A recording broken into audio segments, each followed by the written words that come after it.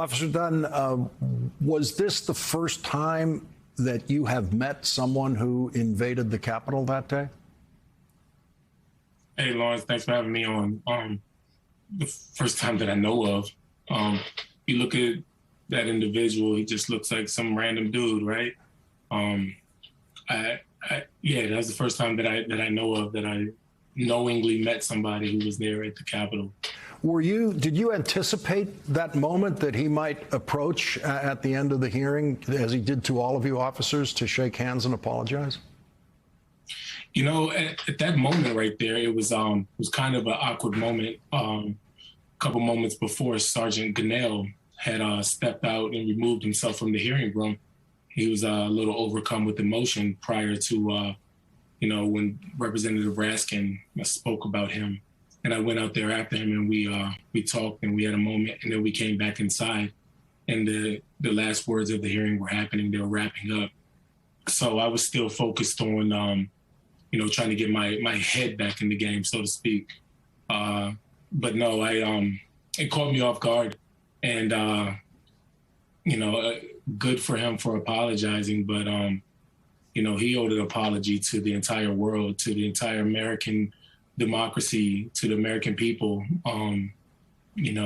Whether he inflicted violence or harm on anybody, he kept us from doing our job that day, and he needs to be held accountable. So I acknowledge his apology, but I had other things going on where I'm not accepting it at the moment.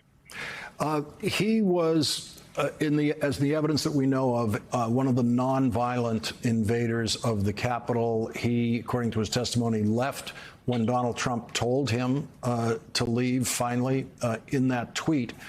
But it was my observation that day that the only way the Capitol Police could be overwhelmed as much as they were, it was not just the people who they were physically engaged in fighting with. It was the fact that there were hundreds and hundreds and thousands of them behind the people who were fighting. And it's the totality of the crowd that enables you to overwhelm a police force like that. And so that everyone involved does have guilt in the physical violent assault because they were part of what the police had to deal with. Correct. That's 100% correct. So if you think about it, like whether he or his friends or whoever he came with were assaulting us or not, we still had to account for them. We still had to deal with them. So the people that everybody was there, we had to try to deal with in some capacity. So even though the numbers may have been nowhere near representative of the size of the crowd, the amount of people that assaulted us, we still had to account for all those individuals, because it ain't like they had on signs that said, hey, we're here to assault you. Hey, we're here to not assault you. We're here to... If you were in that building, you were wrong, period. And, that wasn't a peaceful protest. So everybody there was treated accordingly. So. One thing I was struck by at today's hearing is that your testimony in the very first hearing by this committee, the line that we just showed you saying there, was the difference in this group of Trump supporters coming to Washington was that, as you said, they had their marching orders.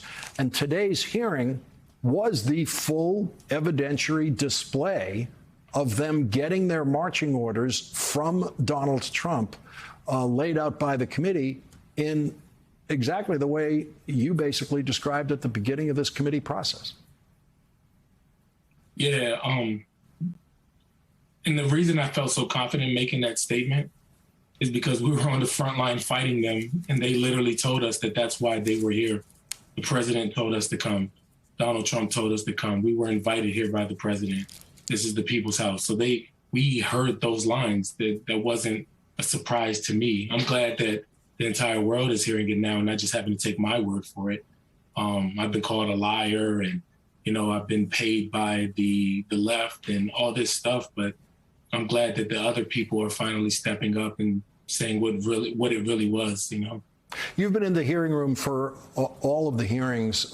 What is it like for you, and particularly today, to be in the hearing for an event that in your life that you certainly have not yet gotten over, if you're ever going to get over it? To acknowledge, first of all, that when do you get over it? I can't start, I don't think, healing until accountability is served and justice is served. Just like any other victim in America, when any other injustice happens to them, why am I any different? Why shouldn't I want accountability? Why shouldn't I want justice? Just like any other individual. So until that happens, I'm going to keep fighting for it. But as far as being in the hearing room, today it was a little interesting. I didn't know what to expect because I knew that there was going to be an individual who was there that day. And even though he was remorseful, he still impeded us from doing our job that day. And he was a cause of the problem, whether he attacked us or not.